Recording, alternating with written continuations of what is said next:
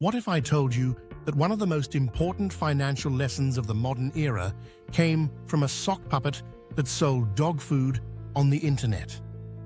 It sounds absurd, but it's a key part of a story about hype, speculation, and a market crash that wiped out $5 trillion in value. Before we dive in, please remember that this video is for educational purposes only and is not financial advice. My goal is to help you understand these concepts so you can make your own informed decisions.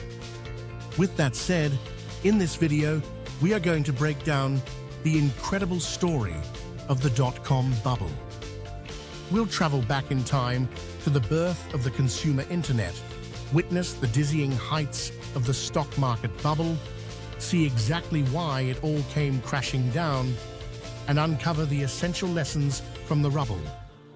Make sure you stay for the final point, where I'll cover the single biggest psychological trap that fueled the entire crisis, a pitfall that investors still fall into today. Our story begins in the mid-1990s. For most people, the internet was a new and mysterious frontier. It was the sound of a dial-up modem, the thrill of an AOL chat room, and the launch of the very first web browsers. It felt like anything was possible.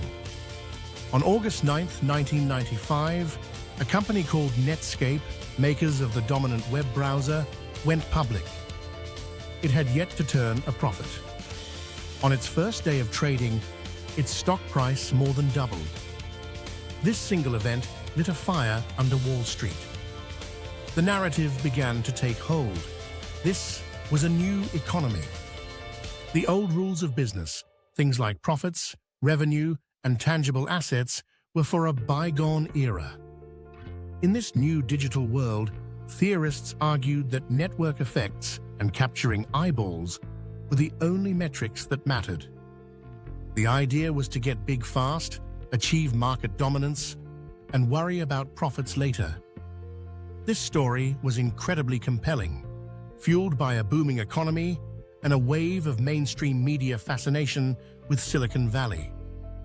This optimism soon spiraled into what Federal Reserve Chairman Alan Greenspan famously called irrational exuberance.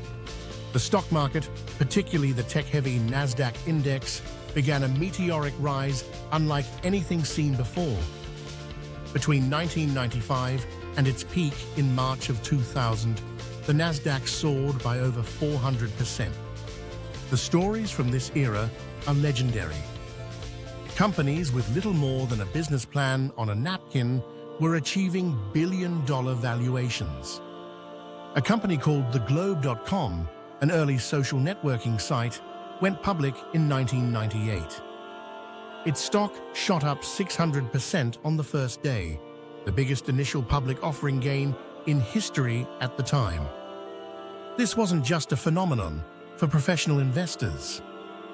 The rise of online brokerages like E-Trade meant that for the first time, anyone with a home computer could be a day trader. People were quitting their jobs, convinced they could get rich by simply buying any stock with .com in its name and watching it go up. The cultural mania was in full swing. Nowhere was this more apparent than in the companies themselves. The goal was to burn through cash as quickly as possible to build a brand. Take Pets.com. Launched in 1998, its business model was simple: sell pet supplies online. The company spent a fortune on marketing, creating a charmingly sarcastic sock puppet mascot that appeared in magazines, on talk shows, and even in a $1.2 million Super Bowl ad. Investors loved it. The company raised over $80 million in its IPO in early 2000. There was just one tiny problem. The business itself was a disaster. It was selling heavy bags of pet food for less than they cost to acquire and ship.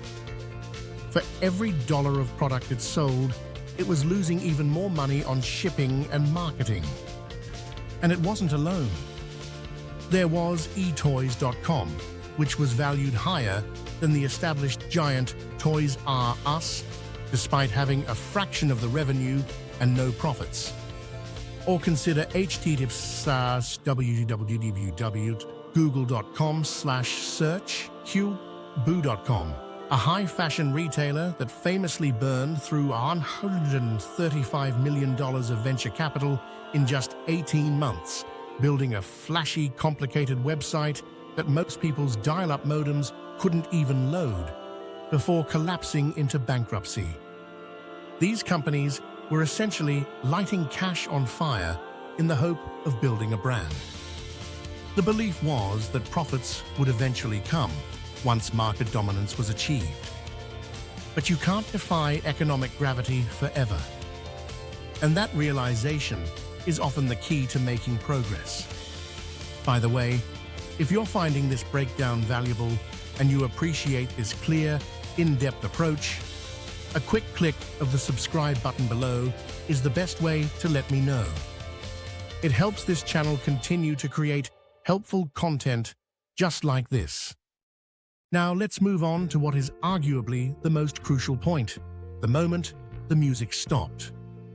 The turning point can arguably be traced to January 2000. In a move seen as the ultimate validation of the new economy, the internet giant AOL announced it was buying the media titan Time Warner.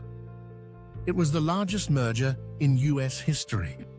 An internet service provider was buying the company that owned CNN, Time Magazine, and Warner Brothers Studios. It was seen as the peak of dot-com power, but in hindsight, it was a moment of supreme hubris, a final, spectacular gasp before the bubble burst. By the spring of 2000, a few other things started to change. To combat inflation, the Federal Reserve began raising interest rates, making it more expensive for companies to borrow the money they were burning through. At the same time, some of the big, established tech players, the ones that actually made money, started to signal that their explosive growth was slowing. On March 10, 2000, the Nasdaq index hit its all-time high of 5,048. Then the slide began. At first, it was slow, a slight correction. But then big companies started missing their earnings forecasts. The venture capital money that had been flowing so freely began to dry up. Suddenly, investors were no longer asking about eyeballs or market share. They were asking a much simpler question: where are the profits? For most dot-coms, there was no answer. The psychology of the market flipped on a dime. The fear of missing out, or FOMO, that had driven prices to insane heights was replaced by pure, panicked fear. As stock prices fell, investors who had borrowed money to buy stocks were forced to sell, pushing prices down even further. It was a vicious cycle. The Nasdaq, which had taken 5 years to climb to 5,000, would crash by over 78% in the next 2.5 years. Trillions of dollars in shareholder value evaporated. Thousands of companies went bankrupt. Pets.com, which had its splashy IPO in February of 2000, was out of business by November of that same year.